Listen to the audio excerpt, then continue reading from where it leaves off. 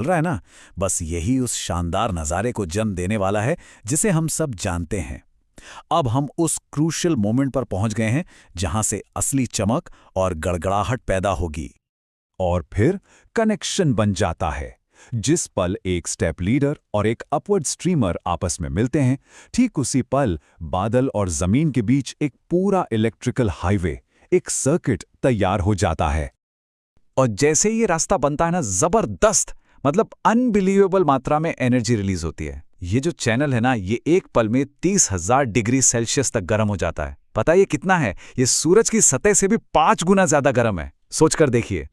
तो हम जो बिजली की चमक असल में देखते हैं वो क्या है? असल में उसे कहते हैं रिटर्न स्ट्रोक। और सबसे हैरान करने वाली बात अब आ रही है। ये जो चमक है, ये बादल से नीचे नहीं आती, ये जमीन से ऊपर बादल की तरफ जाती है। जी हाँ, बिल्कुल सही सुना।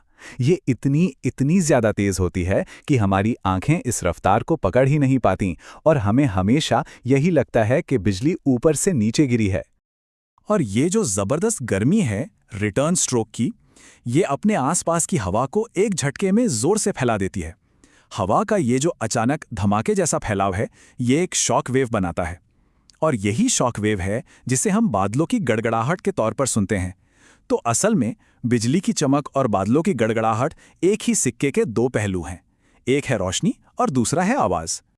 तो अभी हमने जो पूरा प्रोसेस समझा वो बिजली का सबसे जाना पहचाना रूप है। लेकिन कहानी यहीं खत्म नहीं होती। बिजली सिर्फ इसी एक तरीके से नहीं चमकती, इसके कई और भी रूप हैं।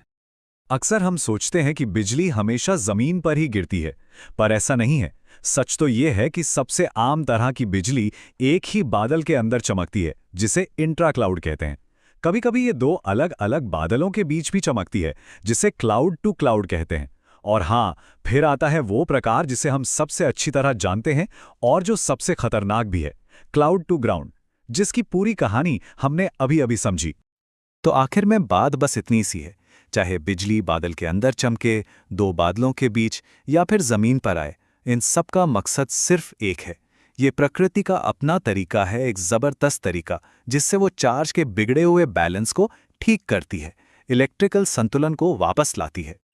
और यहीं पर ये हमें एक बड़े सवाल के साथ छोड़ जाता है। बिजली प्रकृति का बैलेंस बनाने का एक बहुत ही पावरफुल एग्जाम्पल है। जरा सोचिए, प्रकृति का ये जो संतुलन बनाने का काम है, ये हमें और किन किन रूपों में और कहां-कहां देखने को मिलता है।